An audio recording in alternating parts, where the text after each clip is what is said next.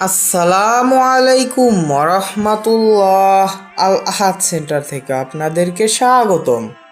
গত পর্বে আমরা সূরা আল আনামের 11 থেকে 20 নং আয়াতের বাংলা অনুবাদ ধারাবাহিকভাবে আপনাদের সামনে উপস্থাপন করেছিলাম। আজ আমরা সূরা আল আনামের 21 থেকে 30 নং আয়াতের বাংলা অনুবাদ ধারাবাহিকভাবে আপনাদের সামনে উপস্থাপন করব ইনশাআল্লাহ। আউযু বিল্লাহি মিনাশ শাইতানির রাজিম।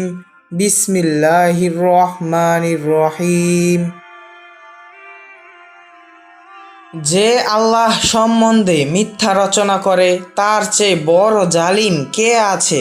অথবা যে প্রত্যাখ্যান করে আল্লাহর আয়াতসমূহকে, নিশ্চয় জালিমরা কখনোই জয়যুক্ত হবে না। সেদিন আমি তাদের সবাইকে একত্রিত করব। তারপরে মুশরিকদেরকে জিজ্ঞাসা করব, তোমাদের শরিকরা কোথায় যাদেরকে তোমরা আল্লাহর অংশীদার মনে করতেছিলে?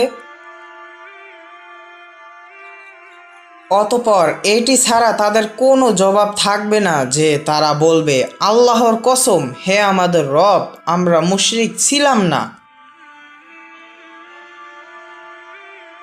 দেখো কিভাবে তারা নিজেদের ওপরে মিথ্যা চাপাচ্ছে এবং তারা পৃথিবীতে যে মিথ্যাগুলো রচনা করেছিল তা হারিয়ে গেল।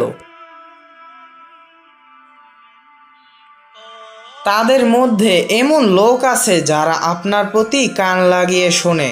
আমি তাদের মনের উপরে আবরণ স্থাপন করে দিয়েছি, যার ফলে তারা বুঝতে পারে না, এবং কানের মধ্যে দিয়েছি বধিরতা। তারা যদি সকল নিদর্শনগুলো দেখে তবুও তারা উহার ওপরে ঈমান আনবে না। এমনকি যখন তারা আপনার কাছে আসে এবং তর্কে লিপ্ত হয়, তখন কাফিরেরা বলে, এটি পূর্ববর্তীদের উপকথা ছাড়া আর কিছু নয়। তারা বারণ করে মানুষদেরকে কোরআন হতে এবং নিজেরা এটি হতে দূরে থাকে। তারা তাদের নিজেদেরকে ধ্বংস ছাড়া আর কিছুই করে না, অথচ তারা জ্ঞান রাখে না।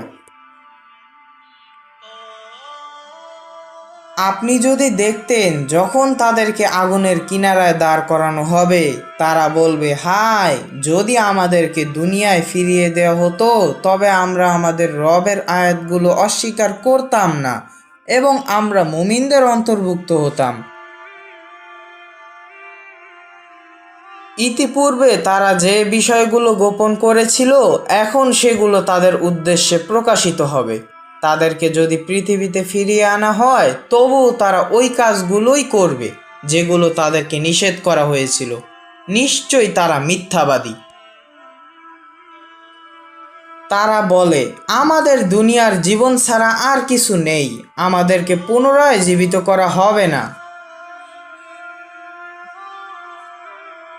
আপনি যদি দেখতেন যখন তাদেরকে তাদের রবের সামনে দাঁড় করানো হবে, তখন তিনি বলবেন, এটি কি সত্য নয়?